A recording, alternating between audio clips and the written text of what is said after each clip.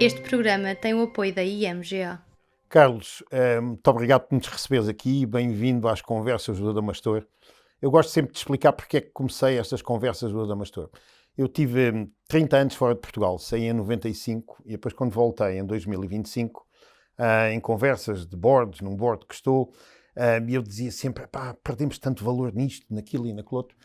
E depois, como um velho do Restelo, e houve alguém que me desafiou, porque é que não fazes?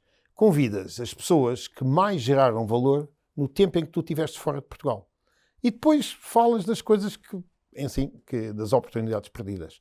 E, portanto, estas conversas do Adamastor, e chamamos Adamastor, porque são aqueles que têm a coragem de inovar, aqueles que não têm essa coragem de arriscar e que não estão presos às verdades absolutas e têm essa coisa de navegar por mares nunca antes navegados e transformar o que é um Cabo das Tremendas num Cabo da Boa Esperança. Portanto, muito obrigado por teres aceito o nosso convite.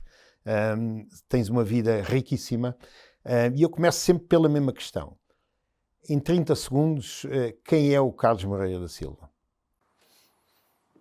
Sou um portista nascido no Porto e crescido no Porto, que fez uma formação universitária que nunca usou e que aprendeu a empreender primeiro por conta de outrem e depois por conta própria e que me sinto muito bem nessa pele. Gosto de empreender, gosto de procurar negócios ou ações, não tem que ser negócios, que desbloqueiem a capacidade de criar valor, seja valor económico, seja valor social, e portanto sou eu. E sou uma pessoa feliz porque tive a sorte de ter essas oportunidades. E sente-se, Carlos, sente-se que és uma pessoa feliz, uma pessoa realizada, uma pessoa que se preocupa com os outros e que se preocupa em construir valor e depois saber alocar, portanto, esse valor. Na preparação tu tens um percurso riquíssimo e uma das coisas, és mais velho do que eu, e tu vais para a Inglaterra, se quiseres fala um bocadinho antes, mas tu vais para a Inglaterra, para Warwick, não é? Fazer um doutoramento. Naquela altura era assim um bocadinho... Primeiro mestrado. Então conta lá um bocadinho ou se quiseres alguma coisa da infância que tenha sido marcante, que explique esse teu desejo de ir para fora. Esse desejo de ir para fora é muito curioso. Eu formei-me em 75, o último ano foi um ano da Precisavas de ir às aulas em 75 ou aquilo era passagens administrativas? Não foram passagens administrativas, mas eu baixei a média significativamente, porque das notas normais passei a ter apto ou não apto e depois para a média contou como 10. E, portanto, baixei a média bastante. E fui trabalhar com uma pessoa que eu tinha uma grande admiração, o professor Luís Valente Oliveira, para uma coisa que se chamava, na altura, a Comissão de Planeamento da Região Norte. Coisas todas a sair da Revolução, da transformação da sociedade. Era muito novo e facilmente concluí que tinha chegado já ao meu nível de incompetência. Ao fim de 2 anos, eu sentia que precisava de aprender mais. O professor Valente Oliveira, que tinha estudado fora também, incentivou-me e ajudou-me a encontrar uma bolsa de estudo. Eu não tinha qualquer recurso para poder ir para fora. E, portanto, assim foi. Concorri a várias universidades e a minha preferida era o Imperial College, mas eu não tinha dinheiro para viver em Londres. E, portanto, escolhi o Warwick. A alternativa era Lancaster, fui lá e no verão era preciso usar o aquecimento e achei que já seria um bocadinho demasiado longe. E, portanto, terminei o Warwick, onde fiz um mestrado naquilo que na altura se chamava Management Sciences. Muita investigação operacional, portanto, muito quantitativo, muita estatística. E depois fiz um doutoramento que eu acho não é uma coisa particularmente interessante, Uhum. tem um mérito. É ajudar-nos a ganhar a autoconfiança de que, partindo de muito pouco, se consegue aprofundar conhecimento com grande profundidade. Depois voltas a Portugal, não é? Portanto, voltas volto a a Portugal, tinhas que voltar a Portugal, não era por causa da Bolsa, ou tinhas... Eu tinha que voltar a Portugal. A Bolsa para o doutoramento foi uma bolsa da NATO, e o compromisso era esse, voltar a Portugal, não só voltar a Portugal, e trabalhar para ou a universidade, ou para o governo, ou para o Estado. Durante 5 anos, já não me lembro, acho que eram 5 anos. E foi isso que eu vim para a Universidade, vim para a Universidade de Porto, onde com mais 2 colegas começámos a mexer na faculdade, criando primeiro uma especialização de gestão e engenharia industrial, que era uma coisa que faltava na Universidade de Porto. Aliás, o meu doutoramento em Inglaterra não foi reconhecido na Faculdade de Engenharia do Porto, porque não existia essa ciência. Pois. E foi reconhecido em Braga, na altura, que era uma universidade nascente e que já tinha engenharia da produção e, portanto, foi mais fácil fazer isso. Portanto, fizemos uma especialização, primeiro em gestão de engenharia industrial, que viria a ser o embrião, mais tarde, de um departamento de gestão e engenharia industrial, enfim, que é um dos que tem nota mais elevada de entrada na Universidade Portuguesa. Lá está o Carlos Moreira da Silva, criando, já comecei, mesmo professor universitário, que é isso. E depois, em 88, não é? Corrijo-me, entras para o Grupo Sonai. Portanto, como é que... Portanto, já conhecias o engenheiro Belmiro de Azevedo? Como é que tinhas... É um bocadinho antes, quer dizer, de facto, eu quando estou na faculdade, um dia, enfim, eu não conhecia o engenheiro Belmiro e pedi a um dos catedráticos da faculdade, que tinha sido colega dele, tinha jogado com ele handball, ou coisa qualquer, se me apresentava. E eu fui à Maia, um dia ao fim da tarde, a convencer o engenheiro Belmiro de Azevedo a comigo criar a Associação Portuguesa de Gestão e Engenharia Industrial, que tinha uma preocupação muito forte de colmatar uma insuficiência que eu sentia na indústria portuguesa. Havia pessoas de qualidade, mas o middle management era fraco. Estava pouco formado, muito naquela tradição do operário que passa a supervisor, que depois passa a gestor de produção ou de qualidade, e que faltava, e que era preciso fazer essa formação. E também fazer uma aproximação entre a indústria e a universidade para conseguir fazer isso. E, portanto, foi assim que eu conheci o engenheiro Belmiro de Azevedo. E depois fiz bastantes trabalhos, especialmente para o continente, de análise de rentabilidade e de melhoria, de coisas, trabalhos para mestrados e tal. E um dia o engenheiro Belmiro convidou-me para ir para a Sonai. E eu disse-lhe que sim, mas que o meu tempo só terminava ano e meio depois, e depois disso que estaria disponível. E pouco depois, o mesmo engenheiro Valente Oliveira, que era na altura ministro, já não lembro, suponho que era de planeamento, com quem eu mantinha a relação, que ainda hoje mantenho, disse-me um convite do professor Cavaco Silva para ires para o conselho da EDP. A EDP é a empresa pública. E eu disse, tenho um problema. Eu já me comprometi com o engenheiro Belmiro, que ia trabalhar para a Sonai, quando pudesse sair. E eu disse, pois, mas isto está está no Estado, portanto, pode ser feito. E disse, não me sinto bem a fazer isso. Já estou a ver o que é que aconteceu. E houve um telefonema do Valente Oliveira para o Belmiro a dizer, olha, há aqui este senhor, o Carlos... E o Belmiro disse, olha, aproveita... Sim. E vai conhecer os corredores do poder. Do poder, e lá foste tu para a EDP. E fui para a EDP, até porque nessa altura, é curioso, eu dizia que, ingenuamente, que não achava que houvesse grandes diferenças entre uma empresa pública e uma empresa privada. Era uma questão de ser bem gerida ou mal gerida. E depois aprendi que estava profundamente errado. Exatamente, que os acionistas de uma empresa pública é uma coisa chamada Estado e que o Estado... O Estado não se comporta como acionista. E, portanto, não é uma coisa. Olha, deixa-me só partilhar contigo como é que eu conheço o Grupo Sonai. Eu comecei a investir com dinheiro emprestado do meu pai em 87, quando o Cavaco foi eleito primeiro-ministro. Portugal era, lembras-te, mercado emergente e ia entrar para a União Europeia e, portanto, depois mais tarde para o euro. E eu naquela fui ao corretor e comprei 10 ações. 10 ações, a minha alocação foi perfeita, porque foi 1/10 de cada um, e era pelos nomes que eu conhecia. Portanto, há um critério. Todas aquelas empresas já não existem, portanto, eu fui comprar.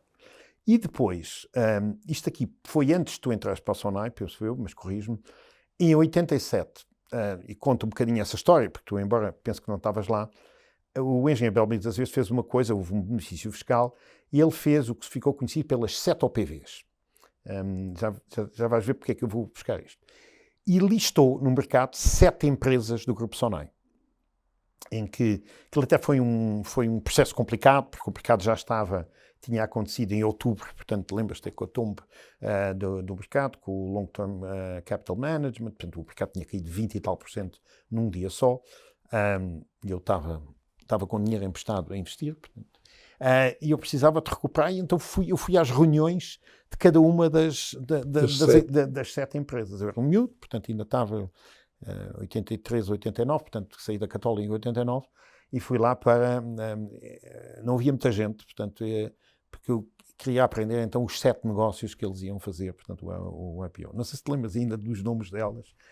Eu ainda fui aos meus arquivos quais é que comprei, mas eu comprei coisas como a Ibersol. Essa ainda está no mercado. Essa ainda está no mercado, e essa ainda vamos falar. Não comprei a Orbitur, mas depois comprei a Indasa, que era.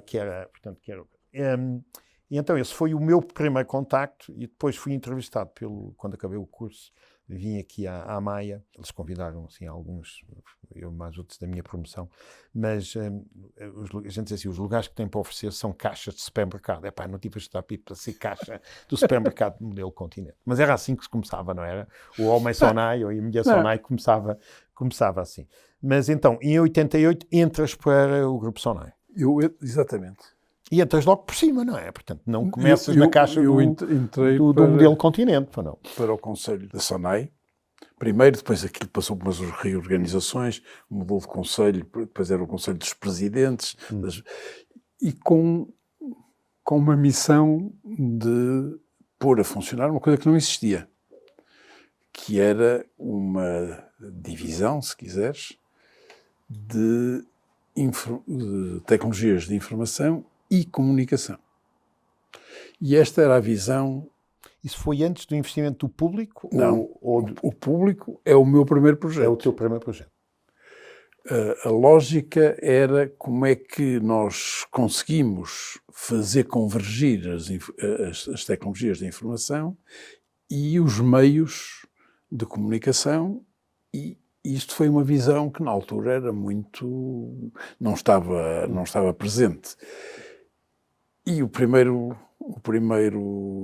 encargo que eu tive, muito bem, vamos fazer um jornal. Há aqui uma equipe liderada pelo Vicente Jorge Silva, que está no Expresso e que está disponível para um projeto destes. Um projeto inovador, um projeto que mostre a força da sociedade civil. Este era um tema caro ao Angé Belmiro, e que tivesse uma afirmação no Porto também. E, portanto, é um jornal que é criado também já com a tecnologia que permitia isso, com 2 edições marginalmente diferentes entre Lisboa e o Porto. Interessante. Um bocadinho, conta-me uma coisa, quantos anos é que o público está a perder dinheiro? Portanto, desde vocês criam o público... Eu não sei, mas não tenho. Aquilo foi um investimento, eu lembro-me que foi um investimento difícil. Aquilo foi um investimento difícil. Um bocadinho como o Observador agora, não é? Portanto, houve ali uma visão de querer fazer de fazer diferente, mas com custos, enfim, com um investimento grande, não foi? Eu lembro-me, anos e anos, o público deficitário, mas o engenheiro... Não, mas o público teve um arranque difícil. Um pouco também porque se estava a tentar tecnologias diferentes, não é? E isso atrasou 3 meses o lançamento. O público era para ter nascido no dia 1 de janeiro de 89 e saiu no dia 7 de março ou 6 de março do mesmo ano. Portanto, houve um atraso de 3 meses, penoso e com dificuldades. Mas o público foi cash flow positivo, tinha esse custo de tecnologia tinha sido grande, mas o cash flow foi positivo durante muitos anos. Aliás, quando entra no público o El País e o La República, a Sonai fez uma mais-valia. Fez um bom negócio. Hoje, a situação não é essa. Não é? Eu não conheço os números do... Sim, hoje, obviamente a imprensa escrita hoje, portanto, atravessa, enfim, é um negócio completamente diferente. Mas já agora, para falar, o Observador, ao contrário, é uma empresa que está a crescer e com resultados a comporem-se. A compor-se. Não, já teve a EBITDA positiva. E a EBITDA que é muito bom para este tipo de projetos. Ao fim de 10 anos, não foi? 10 anos Sim. de coisa. Mas, Carlos, vamos voltar. Portanto, tu no Grupo Sonai ficas conhecido sobretudo pela ligação à Sonai Indústria. Não, isso é mais tarde. Isso é mais tarde. Então, conta lá. Tu estás quantos anos... Portanto, entras em 88, depois tens ali... o Público, a Rádio Nova, o primeiro projeto de televisão que nós acabamos por abandonar porque achávamos que as cartas estavam marcadas. Sim. A perda, que foi a minha primeira grande derrota na Sonai, e muito importante, que foi a perda do concurso dos telemóveis para a Telecel. Sim. Nós fomos concorrentes e perdemos. E depois... Telecel, que depois só uma coisa é a Vodafone. Depois é a Vodafone. E depois, em 91, lembro-me de uma conversa de setembro do EG Valmir para os quadros, a dizer, meus amigos, isto vem aí tormenta, nós temos que apertar o cinto e temos que afinar a pontaria. E havia muitas iniciativas na divisão onde eu estava que eram muito experimentais. Primeiro shopping online que houve, que se chamava Mordomo, com uma tecnologia absolutamente primária, que era aquele Minitel, não sei se te lembra. Sim, lembro perfeitamente o Minitel. Aquilo uma pessoa para fazer uma encomenda. Em França, que era o Minitel. Ora bom, e portanto, e nessa altura o Gabriel Mir dizia, tu continuas com isso, mas vais acumular e vais para a CIAF, para Mangualde. A CIAF era um predócio enorme. Enfim, mais uma vez, uma fábrica nova, perdia muito dinheiro, tinha EBITDA muito negativo, e é de um produto novo. E é o aglomerado de madeira?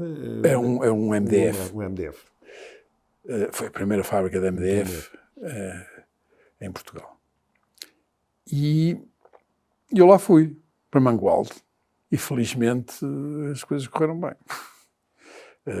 De facto, enfim, como em todas as indústrias, o ramp-up é sempre uma coisa complicada, claro. Exige muita disciplina, que talvez não existisse ali, e conseguiu-se, e a empresa, enfim, aliás, vendi uma parte da empresa, duas coisas, vendi uma parte da empresa aos japoneses, da Sumitomo,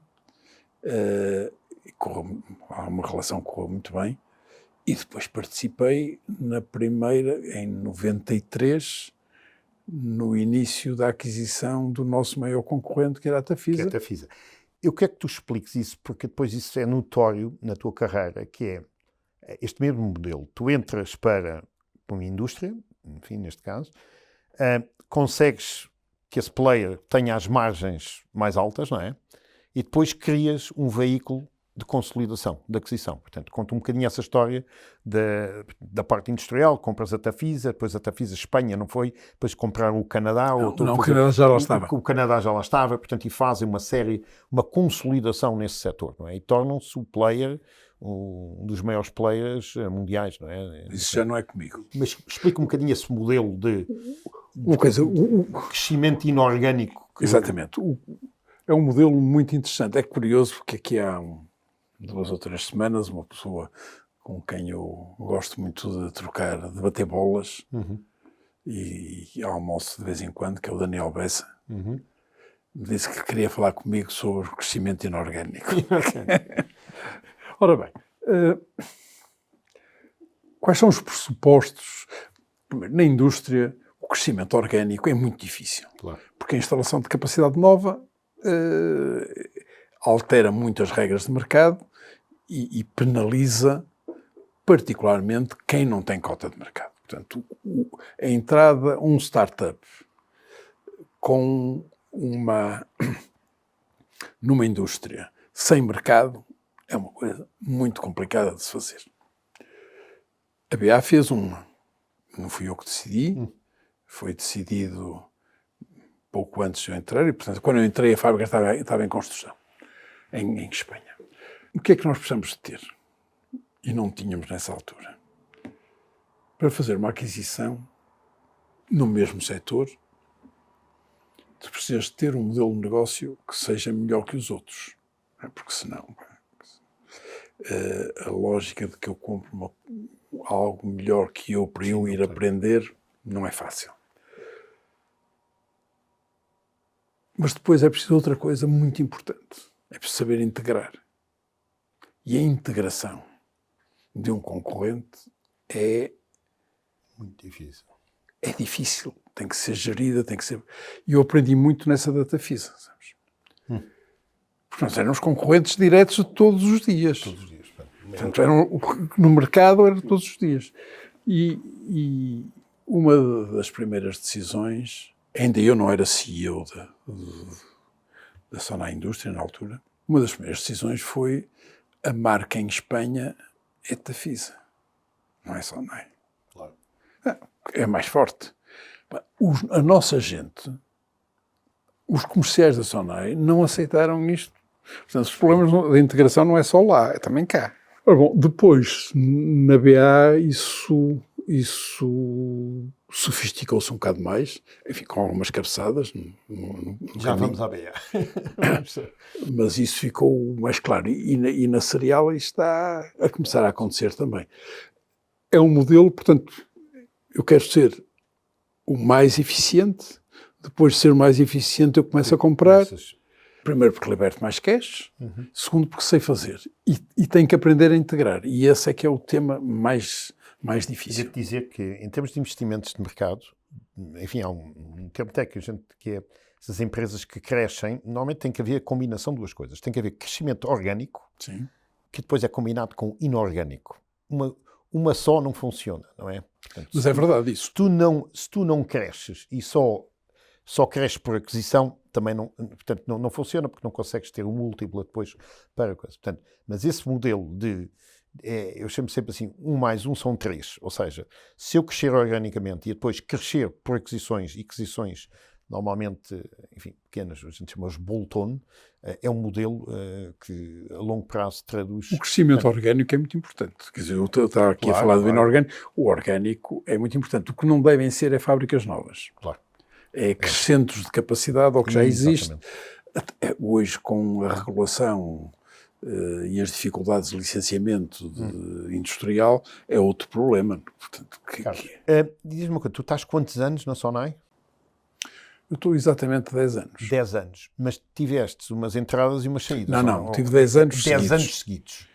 Portanto, E depois disse ao Belmiro que ia sair. Em 98, portanto, 10 anos depois, em abril, disse-lhe, em setembro faço 10 anos e vou sair. E ele não aceitou esta coisa. Porquê? Porque é que queres? O que é que não tens? E eu disse, não, quero fazer outras coisas. Quero fazer outras coisas. E E ele, enfim, foram umas conversas mais difíceis e tal, mas lá foi. E no dia, uns dias antes de sair, fui um domingo ao Marco de Canaveses entregar-lhe as 10 páginas de informação que tinha a obrigação de passar, sobretudo avaliações de pessoas ou coisas assim. E lembro perfeitamente, ele pegou no dossiê que lhe dei, que era uma coisa fininha, não quero saber isso para nada.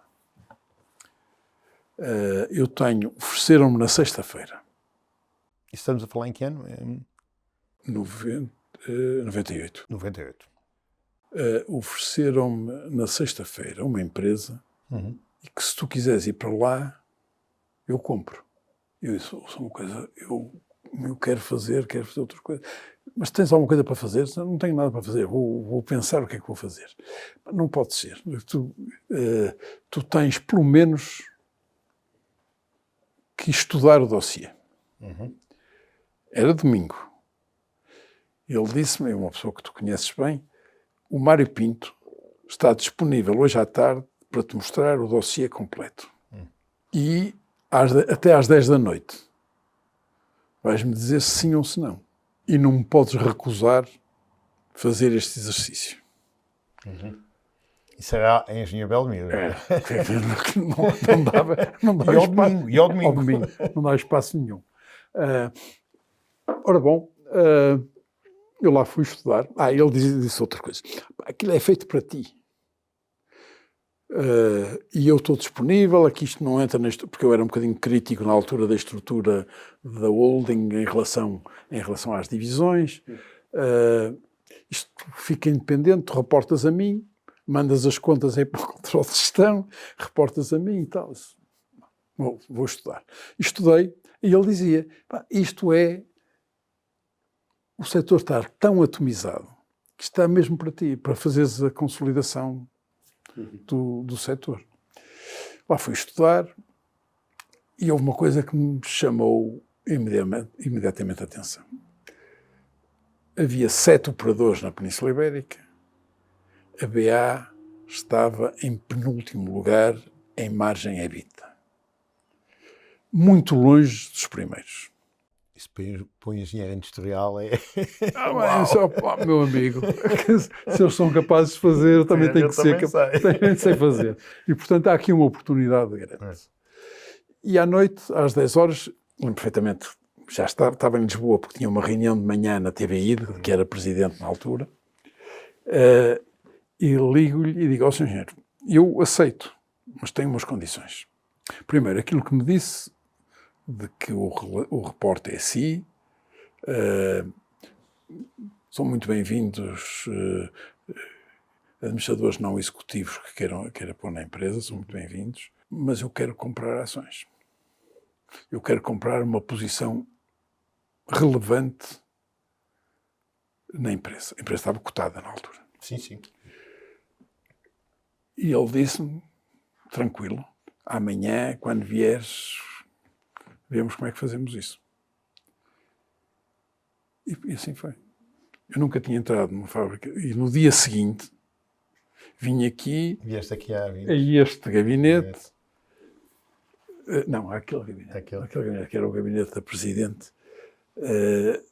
Despedir a Presidente e fazer a transição. É incrível o que é que ele me ofereceu. Bem, são outros tempos. Hoje isto não seria possível desta maneira. Mas o incentivo dele ao empreendedorismo era brutal. Ele disse-me o seguinte, tu tens X de remuneração variável. O que tu vais fazer, vais-te endividar de tal maneira que com a remuneração variável pagues os juros.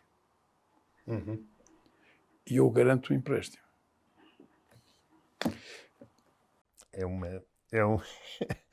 É uma bela... Corrige-me só, a Sonai em 98 compra 19,9% da BA, não é? fica com 49,9% dos votos, mas com o controle da gestão, não é? Portanto, o primeiro passo foi esse. Comprou lá a família do Domingos, não é? Portanto, que ficou com 7,tal%. Eu agora só quero aqui, porque isto é, como tu dirias, isto hoje era impossível. E uma das coisas que eu acho marcantes na personalidade do engenheiro Belmiro de Azevedo e dessa escola Sonai, e um bocadinho, se quiseres depois falar do homem Sonai, foi precisamente isso. Eu fui buscar a lista dos empresários que saíram da Sonai. Portanto, o primeiro eu penso que é a Ibersol, não é? O António Pinho. Não? Ainda há anterior a isso. O José Romão de Sousa. Pois, então eu não, esses aí são anteriores. Que é anterior, e a Indasa também. Pois, o que eu tinha aqui é a Ibersol, com o Pinho de Sousa e com o Alberto Teixeira, não é? Portanto, em que é portanto, todo um negócio de restauração, das Pizza Huts, do Kentucky Fried Chicken, não é? Portanto, que ainda não era Kentucky. Pois, não era, exatamente. Já foram eles que fizeram. Depois tinha aqui a Indasa, a Probus, a Probus é que é do José Romão de Sousa. A Probus só tinha aqui nos anos 2000. Enabler, a Orbitur, que eu ainda me recordo, portanto, da Orbitur, a Celfrio, a BA Glaça, depois contigo. E agora, mais recentemente, portanto, a Shapety, que eu confesso que nem conheço, portanto, muito bem, e a Mo e a Zippy, que é agora, portanto, muito recente. Mas tudo spin-offs, não é? Portanto, em que isto é uma escola, quer dizer, uma ideia que ele tinha muito clara. Não está explícito no Homem Sonai, mas para ele era muito claro. Acho que na altura não encontrou a forma de o explicitar. Mas é esta ideia de que vocês são empresários por conta do trem. Que é uma coisa muito diferente da estrutura corporativa normal. E, de facto, muitas vezes nós sentíamos assim. Porque ele dava espaço. Às vezes era teimoso também. Mas todos nós somos. Não há bela sensação. Mas dava espaço para que nós procurássemos soluções e aceitava o erro com desportivismo. Ele era um desportivista, não é? Carlos, conta lá então agora. Portanto, tu tens o empréstimo, o juro é pago com o teu bónus, portanto, you better deliver, não é? Portanto, senão, exatamente. You better deliver, senão estás feito, não é? E depois ainda tens um empréstimo para pagar, não é? Portanto, como é que isto evoluiu? Portanto, como é que... Ora bem, isto vai evoluindo, a empresa tem um primeiro ano complicado, quando eu entro, enfim, é sempre a altura das limpezas e das mudanças culturais, há sempre aspectos que correm menos bem. Tínhamos uma sangria em Moçambique, com duas fábricas, uma joint venture com o governo moçambicano. Não lembrava disso, pois, tinha coisa em que foi um drama para resolver. Aprendi uma coisa nessa altura, é que ninguém nos tira o dinheiro do bolso se nós não quisermos. E portanto, quando é para... Pode ser roubado ou pode ser nacionalizado, não é? Não, mas stop. Sim. Portanto, fecha e aquilo vai-se resolver. Pois. O arranque da fábrica nova de Espanha foi complicado e tal, mas eu faço uma visita aos meus concorrentes, às fábricas, porque eu não conhecia a indústria, em 98 ainda. E venho com duas ideias claras. Há modelos industriais melhores que nós, visíveis, e há uns tipos que são piores que nós. Portanto, nós temos que melhorar. Temos um target de benchmark e temos que ver se conseguimos apanhar os outros.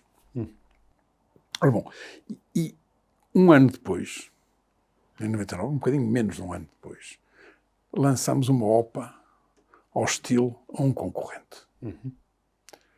Nessa altura, eu fiz um aumento de capital na empresa, que correu bem. Isto era a vidreira leonesa, não é? Vidreira leonesa. Uma OPA hostil. Porquê é que uma OPA de uma coisa, de uma caganifa... Estava cotada em Espanha. Em Espanha. Mas eram empresas... Uma empresa portuguesa a fazer uma OPA em Espanha. Na mesma altura, que o Santander queria comprar o Tota em Portugal. Exatamente. Ora bom, isso levantou... Mas as dimensões eram um bocadinho muito diferentes, mas o tratamento nos mídias era muito semelhante. Era muito igual. Ora bom, e foi uma experiência interessante e que nós tivemos sucesso.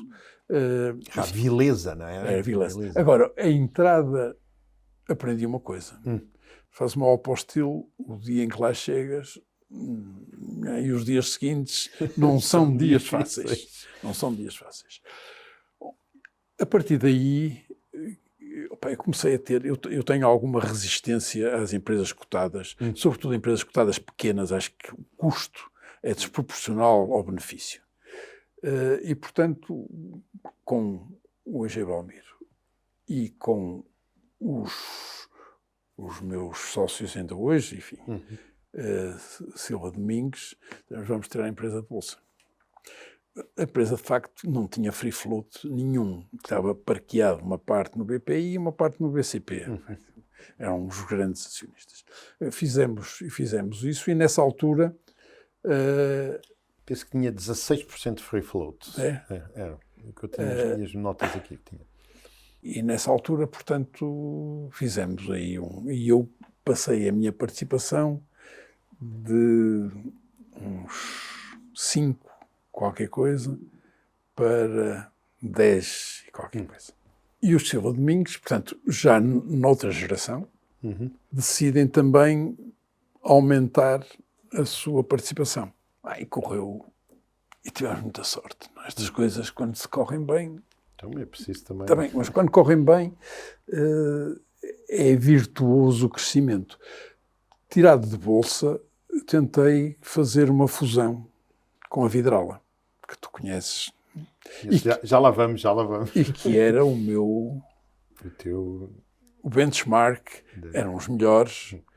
E nessa altura a nossa missão era ser o melhor entre os maiores. E, portanto, o nosso target é beat Vidrala. Foi um tempo interessante, mas eu achei que bom era fazer a fusão da Vidrala com a BA, porque precisávamos de um balanço mais forte, precisávamos de mais dimensão, mais escala, porque nós éramos muito melhores, já nessa altura, do que nós em 2003, pela primeira vez tivemos melhor margem EBITDA do que a Vidrala. Demorou muito, estávamos muito longe, mas conseguiste. Nós conseguimos lá chegar. E nós andávamos em negociações que, na altura, as negociações de aquisições e fusões eram muito diferentes do que são hoje. Hoje é uma coisa, são processos muito estruturados e muito... Ali não, é que nós encontrávamos e fomos desenhando um memorando de entendimento sobre os temas e partimos a pedra toda que havia para partir. Acordamos a equação de transferência, a governance, os temas... E é assim que se fazem negócios, não é? Não é preciso... Agora é preciso advogados, é preciso os banqueiros... Bom, e depois uma pessoa pegava no memorando, entregava ao advogado, agora escreve aí os contratos. Ora bom, e estas conversas decorreram durante uns meses em 2001-2002. Em junho de 2002, eu recebo um telefonema do atual presidente da Vidrala, Carlos Del Clua, com quem eu tenho uma excelente relação, a dizer-me, isto que tu negociaste com o meu tio não é aquilo que eu quero. Ele tinha sido nomeado presidente na Assembleia Geral, o que eu quero é comprar-vos. Eu disse, pois está bem. Eu disse, olha, isso não é comigo, porque eu não tenho para vender aquilo que tu queres. Portanto, eu tenho que perguntar a quem pode vender. E vou perguntar. E fui à Maia e disse ao Jair Belmiro, olha, eles afinal não querem isto. Querem comprar-nos. E ele disse-me, está bem. E eu fiquei... Vai vender os espanhóis outra vez. Está bem. 6 vezes EBITDA. E eu passei o recado, a mensagem. Disse, olha, não há due diligence comercial nenhuma, eu deixo-os ir às fábricas, porque eles tinham umas dúvidas sobre coisas que nós fazíamos, para vocês verem e tal, e façam uma oferta. Eles fizeram oferta por telefone, em setembro, e disseram 5 vezes, 2, acho que foi. 5,2. Disse, olha, vou perguntar. E fui, e o engenheiro Almeida disse, nem pensar. E quando ele me estava já a despachar, eu disse, espera aí, eu por 6 vezes eu compro. Eu compro, exatamente. Não tenho dinheiro, mas vou arranjar. E ele começou por me dizer, nem penses nisso. Nem penses nisso. Isso tal, um mau exemplo. Um mau exemplo de quê? O senhor vendia a outra pessoa a 6 vezes. Está a dizer que não me vende a mim ao mesmo... Vendia aos espanhóis. E não vende a mim. Então, e andamos ali, isto foi princípio de outubro, andamos ali até ao final do ano, com uma tensão complicada. Umas cartas e tal, houve ali uma relação que se deteriorou um bocado. E no dia de Natal, eu fui à Maia, enfim, desejar-lhe Feliz Natal. O Natal e o Ano E não Novo. me digas que recebeste esse presente, não é? E tu conheceste o gabinete dele? Conheci. Que tinha aquela Sim. secretária enorme. Sem um papel. Exatamente, ele não tinha papéis. Não tinha papéis no tempo em que havia papéis. E tinha 2 cadeiras em frente, disse, senta-te aí. Tenho uma proposta para te fazer.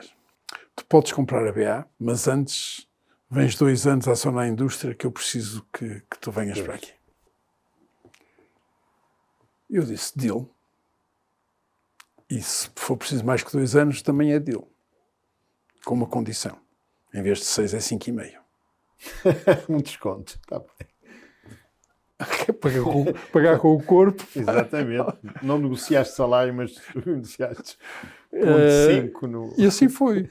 E fizemos um papelinho, deste também, ele tinha uns bloquinhos pequeninos, amarelo, escrevemos ali as condições e ele ficou com o papel. Eu nem sequer... Lembras-te quanto é que pagaste? Não me lembro exatamente. Então, vê lá, eu tenho aqui uns números que vocês pagaram 164 milhões de euros. Mas não pagaram tudo, vê lá se estes números... Mas só pagaste 128, portanto, na transação, não é? Portanto, em 2005. E depois pagaste o restante. Esses números fazem sentido ou não? Eu tenho mais de 230. Mais de 200 e tal, está bem. 230. E de facto... E conta-me lá, e a empresa que compra, como é que se chama? Barbaridade. mas é barbaridade. Barbaridade, não é? É porque não nos... Como é que é? Estavas a beber uns copos e... É mais ou menos. Então conta lá o nome da história. Não, foi um dia eu recebi de um amigo, do José Romão de Sousa, sim. Também ex-Sonai, recebi uma fotografia, ele estava no Brasil, e tinha um bar de praia que era assim, o Barbaridade. E eu que andava à volta com os nomes, é este mesmo. Barbaridade. Depois os meus filhos... Barbaridade, Glass, não é? Depois os meus filhos, quando mais à frente começaram achavam que isto não era um nome sério e, portanto, quiseram mudar e ficou. Está bem. Mas então fazes a coisa e estás depois quanto tempo na Sonai Indústria? Tive 2 anos. Ele disse-me 2 anos é suficiente e foi. Foi uma experiência fantástica. Foi uma experiência fantástica porque há uma história engraçada. Depois da aquisição da Tafisa, lembro-me do jantar em que fomos comemorar em Madrid com o vendedor da primeira participação. E saímos do restaurante num hotel num táxi para o hotel e ele desvalorizou aquilo tudo. Bem, enquanto nós não comprarmos na Alemanha, não somos gente. Não somos gente. Portanto, ele tinha aquela obsessão de que a Alemanha é que era. E depois eu estudei a Alemanha e acho que o Paulo disse que não. E depois, um dia, já eu estava aqui, Ele liga-me, preciso que venhas amanhã a Paris comigo, porque vamos lá ver a possibilidade da compra da Glunz. Lá fui. Reunião com ele, e com os advisors e tal, aquelas coisas. E foi num hotel em Charles de Gaulle, e ele a seguir ia para apanhar o comboio para Bruxelas. Eu desci com ele e disse, pá, não faça isto. Não faça isto, que isto não tem... Não tem. Mas ele fez. Pá, nessa altura, a Alemanha era considerado... Ora bom, e eu depois entrei na Sonai com essa coisa toda. Foste desatar o nó de uma coisa que não quer. Ainda não se desfez. Carlos, eu agora queria que tu desse uma masterclass em vídeo e vou-te pôr duas questões. Primeiro é uma questão de consolidação ou de estrutura da indústria do vidro, onde está a BA Glass. E corrijo-me se... há 5 grandes players mundiais, não é? Portanto, a OI, a Adrag, a Verallia e depois a BA Glass e a minha Vidrala. Portanto, quando eu digo First League, Second League. Estão ali muito próximas. Em volume. Já agora digo, eu não sei há quantos anos é que sou acionista da Vidrala e o meu acordo é sempre assim: se vocês aumentarem sempre todos os anos o dividendo, eu continuo acionista, e portanto como eles nunca cortaram o dividendo, eu continuo acionista, independentemente. E agora ando a comprar muito, porque aquilo agora está abaixo. Está baixo. E por acaso é engraçado, eles dizem que tem uma margem mais elevada que a BA Glass, portanto, mas andam ali os dois, portanto o volume de vendas é muito parecido, não é? 1,6 mil milhões de euros e coisas. As vendas são muito parecidas. Muito parecidas, e eu penso que a Vidrala até tinha aqui um EBITDA um bocadinho superior, mas enfim, são os dois. Mas eu digo-te, sim, claramente, é verdade, em 2024 e 2025. Pois. E entre 2003 e 2023 não foi. Não foi. Mas o que eu quero agora que tu dizes, a masterclass é assim. Isto está acabado ou não? É que eu olho para esta indústria, não é? 3 players maiores e depois 2, enfim, menores. Portanto, depois o que vem abaixo, penso que é a Vetropac na Suíça, não é? Portanto, ou ainda é possível consolidação entre estes? Questão muito importante e que eu acho que está, de facto, na agenda de quem está neste negócio. Primeira coisa. A primeira liga, dos 3, só um é que se recomenda. Os outros 2 estão em muito mau estado. Enfim, a OI está a recuperar qualquer coisa. Quando dizes estão em mau estado financeiro ou industrial? E económico. Tu olhas para as margens desses, mais uma vez, se tirares a Verallia, e são margens... Mas isso não é a oportunidade, isso não é o young Carlos Moreira da Silva dizendo assim, pode ser, se por isso eles que eu estão digo. no mesmo negócio, se os custos de energia nos Estados Unidos não são superiores a coisa, porque é que não há ali uma oportunidade ou não? Houve uma coisa, é por isso é que eu digo que não está fechado. Essa é uma perspectiva. Há 2 players mundiais que estão... Um está em agonia, não é? Está na mão dos credores, de facto. Estás a falar da Ardag? Da Ardag.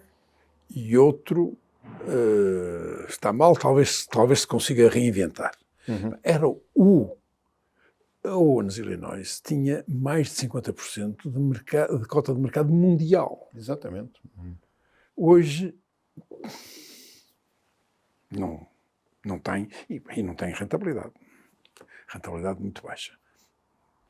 Carlos, Agora... A rentabilidade muito baixa quer dizer mais de 10 pontos de diferença. Exatamente. Mas a minha questão é exatamente essa. Só para darmos assim grandes números. A BA Glass não está cotada, não é? Mas vamos...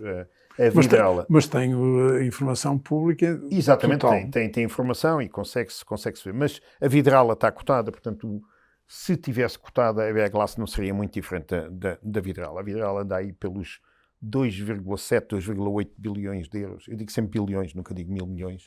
Eu também digo. Faz-me este ano. 2,8 bilhões. E só para ver uma coisa, a OI Glass está cotada, eu fui ver antes da coisa, e tem 1 bilhão de market cap. Ou seja, porquê? Porque é o que tu dizes, tem rentabilidade muito baixa e tem dívida, portanto tem uma grande dívida. Mas tem 6,5 bilhões de vendas contra, vocês têm, portanto, 1,5. 1,5. E aqui é que estás a falar com um antigo acionista da Simpor, minoritário, coisa. Aqui é que é a ambição, não é? Portanto, aqui é que é. E nos Estados Unidos, um takeover é facílimo, não é? Portanto, os principais acionistas da OI estão lá uns fundos de conta, mas são os típicos, portanto, index investors, portanto, as vanguardas desta vida, portanto, e coisa. Falta ambição ou não? Quer dizer, é possível, quer dizer, o mais pequeno pode comprar realmente uma empresa que é 4 vezes maior em volume de vendas, bem sei, ou é um value trap enorme porque realmente o negócio é um negócio que está condenado a ter menos de 10 pontos percentuais de margem. Firmino, na minha opinião, há oportunidade. Nós já tentamos, uma vez, comprar um que era quase 4 vezes maior que nós, que é hoje a Verallia. Tentámos 2 vezes, uma desistimos a meio porque apareceu a crise de 2008 e outra porque perdemos na secretaria. Sim. No último minuto. É preciso teres um modelo muito claro dessa integração.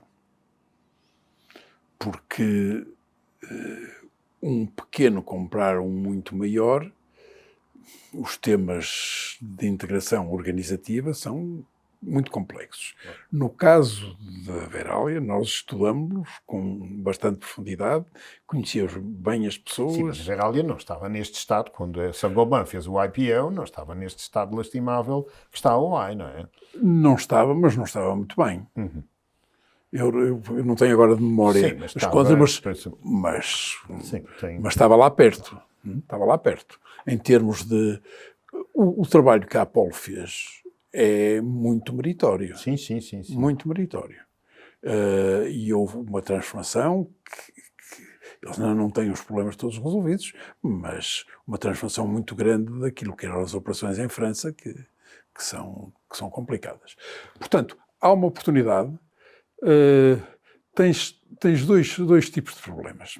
Quando olhas para a Ardag, que agora está em mãos de credores, há muitos ativos muito interessantes e, enfim, ainda não há claro o que é que os credores querem fazer. Há outros que não são interessantes, que não vale a pena, porque se degradaram, porque estão em mercados onde foram tomadas algumas opções e perderam espaço. Mas tem muitos ativos muito interessantes. Portanto, o que tu queres dizer é melhor fazer o cherry picking dos ativos do que comprar uma empresa total. Não é? Para isso é mais complicado. O caso da OI tem também um problema de cultura e de abandono do investimento. Mas às vezes é a oportunidade, não é? É a oportunidade, é preciso ter o preço certo. Agora, outra parte da massa classe, que é o que tu dizes, e que, enfim, muita gente, enfim, de negócios que ouve estas conversas, é realmente o vidro versus as outras formas de embalagem de bebidas, portanto, o PET, o metal e o cartão, não é? Como é que tu vês a evolução do vidro? E talvez aqui eu possa, um ponto que eu quero que tu abordes. Quando eu olho para a cerveja, e enfim, corrijo-me se isto não é correto, a cerveja nos Estados Unidos, o vidro só representa 27%. E as latas são 64%. Na Europa é o contrário. Portanto, a cerveja no vidro ainda tem 70% e o alumínio, portanto, as latas têm, não sei se tem os outros 30%, mas tem... Não, ainda há muito PET. Pois, ainda há PET na cerveja. Mas como é que tu vês isso tudo? É a evolução do vidro versus as outras opções de embalagem de líquidos? É um desafio permanente, sempre foi. Eu, quando entrei aqui, o vidro ia acabar porque o PET ia substituir o vidro. Até já havia garrafas de vinho de PET. Ou iam-se fazer, e as multilayers e tal. E as coisas não acontecem exatamente assim. O vidro é um material de embalagem superior de vários pontos de vista. Primeiro, não interfere com o conteúdo. Coisa que não é verdade, nem no plástico, nem no alumínio. Portanto, do ponto de vista de saúde, do ponto de vista de qualidade do produto que está embalado, O vidro é claramente a melhor opção. Do ponto de vista ambiental, tem uma coisa que mais nenhuma tem. É infinitamente reciclável, sem nunca perder qualidade e especificações. Coisa que nem o PET, nem o alumínio têm. E tem algumas fragilidades, parte-se. Que ainda nós não, já tentamos, mas ainda não conseguimos. Um vidro que não parte. Sem, que é possível, mas sem perder a reciclagem permanente, ainda não conseguimos encontrar isso. Porque se começas a introduzir outros materiais, perdes essa vantagem de reciclagem infinita. Dito isto, o PET eu acho que está em perda grande e é o vidro que está a ganhar. Quer dizer, nos soft drinks, nos produtos alimentares, o vidro está a ganhar ao PET e vai continuar a ganhar. A água também, mas a água, enfim, é menos visível e vai continuar a ganhar. As latas ganharam, e foi isso que as fez desenvolver imenso nos Estados Unidos, ganharam uma habilidade muito interessante para os marketeers. A decoração da lata no ponto de venda foi muito eficaz, sobretudo com aquelas mais finas, e as garrafas têm têm tido menos capacidade de fazer isso. Portanto, é um desafio permanente.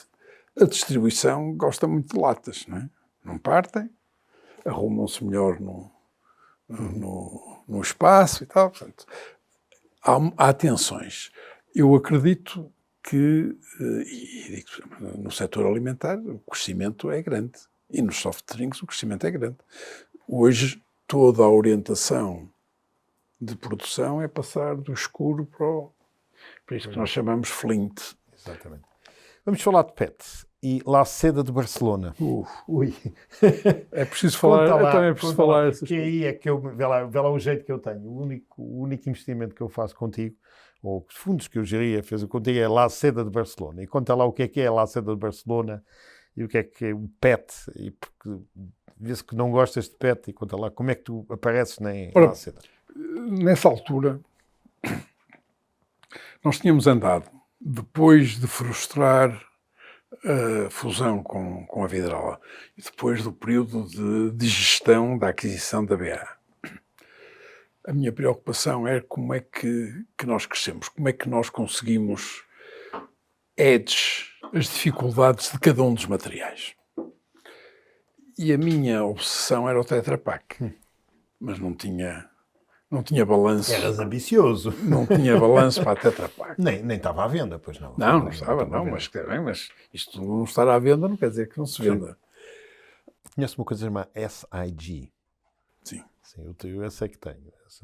O Tetra Pak não, que é privada, não é? Eles não vendem. Não. Bom, e nessa altura falei com alguém dos PETs e tal, para ver se podíamos juntar-nos. E um dia apareceu o La Seda de Barcelona.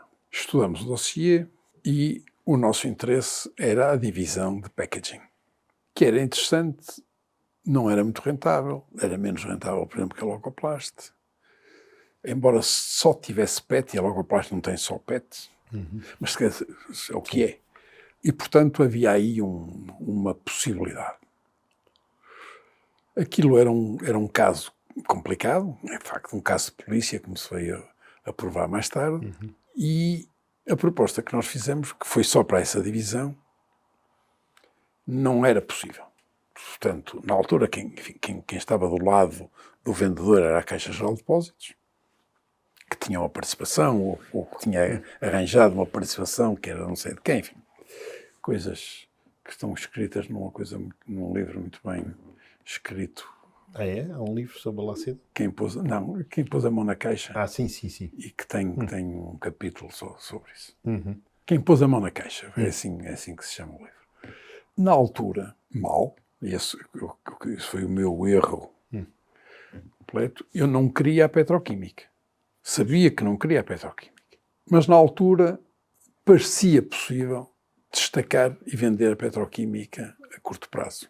E, portanto, nós acabamos por entrar naquilo com o objetivo de vender o PTA e o PET, e as fábricas de PET, a um operador, porque sempre foi claro para mim que ou se está integrado no oil and gas, ou estar num bocadinho, não consegues defender-te das posições de mercado cíclicas. Não aconteceu.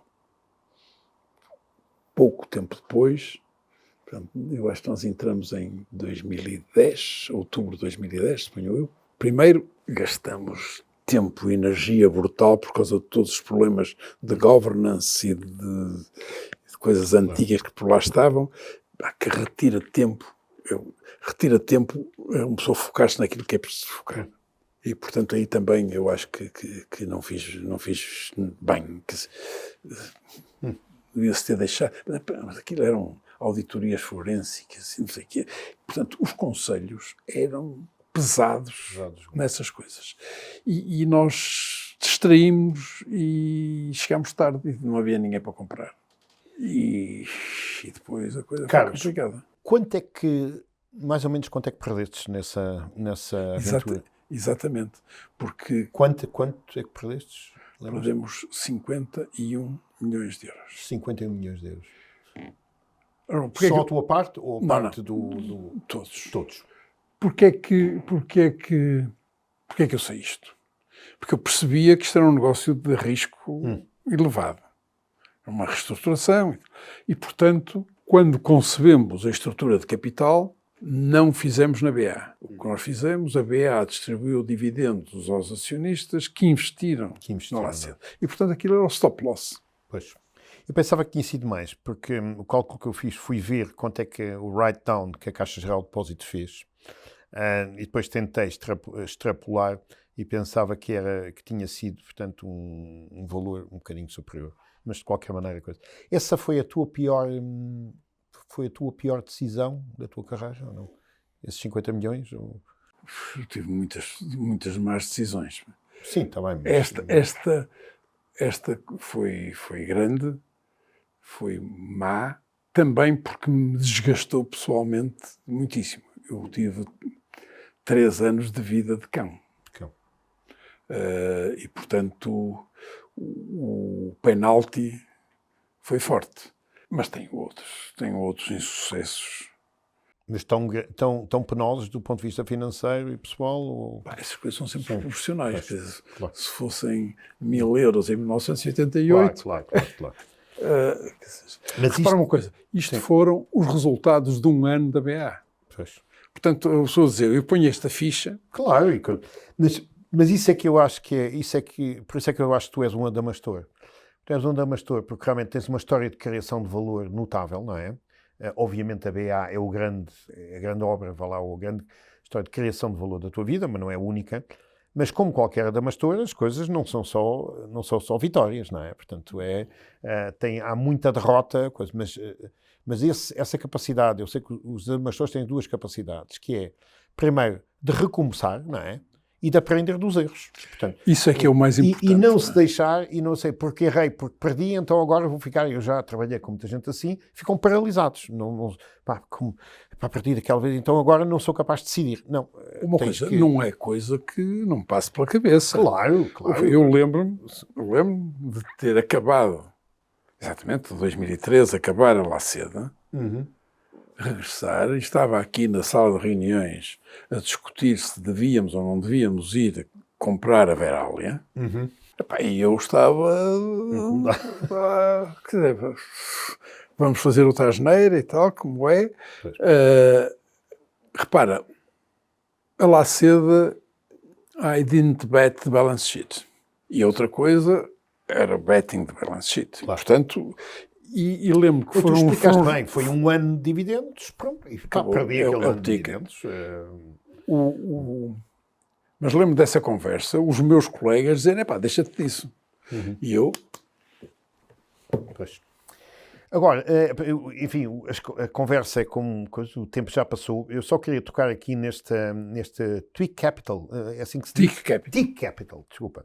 TIC Capital, portanto, o teu family office, que obviamente a BA Glass é a grande coisa, mas depois tu tens coisas interessantes. Portanto, já falaste aí da Cerealis, de uma empresa italiana que produz a tampa da máquina. Já foi vendida. Essa já foi vendida, pronto. Mas explica um bocadinho qual é que é a filosofia de investimento que tu tens na TIC Capital. TIC, que é, em português, teca. Teca, certo.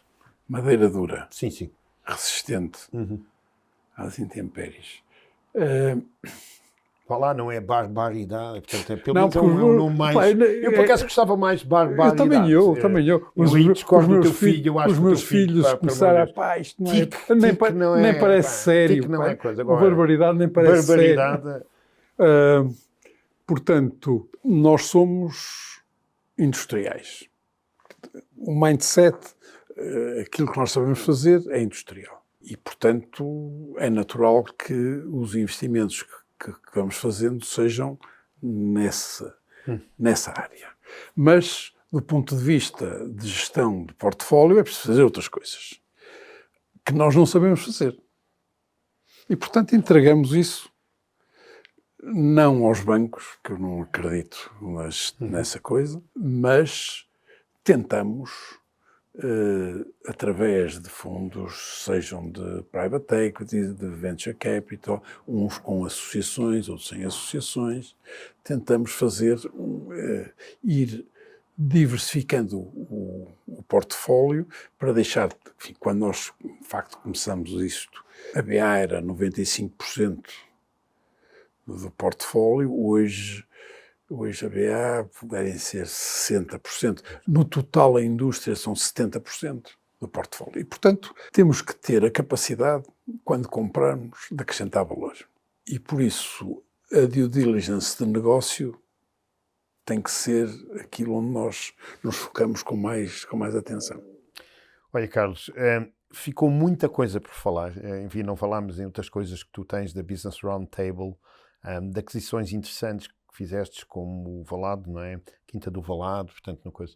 Mas eu penso que já, enfim, conseguimos transmitir que, no fundo, tens uma carreira tão rica, és uma pessoa tão, enfim, versátil e interessante, e eu acho que és, eu devo dizer, se fosse agora a começar, eu queria-te como mentor. Portanto, és uma pessoa que já tocou em muitas coisas, e uma pessoa ponderada, uma pessoa profundamente feliz, o que é importante, e de uma estabilidade emocional grande, portanto, que é aquilo que se quer para um mentor.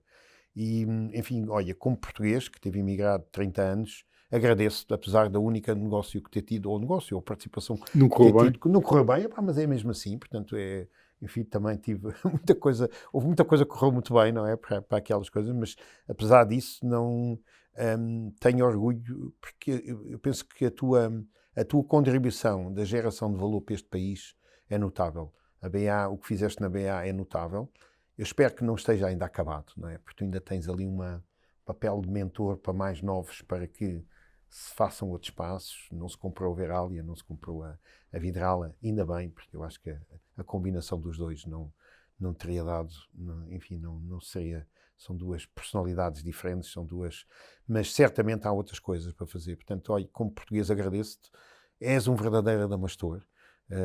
Ainda tenho que fazer as contas e depois vamos fazer as contas no final de geração de valor, mas tu certamente estás lá em cima. Portanto, muito obrigado pela partilha destas. Firmino, deixa-me só dizer uma parte que tem a ver com a criação de valor, que é o BRP.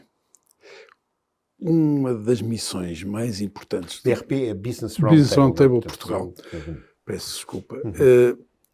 Uma das tarefas mais importantes é mudar a nossa cultura anti-sucesso. Porque coletivamente nós não aceitamos que a criação de valor é um bem público. Sem a criação de valor não há emprego. Exatamente.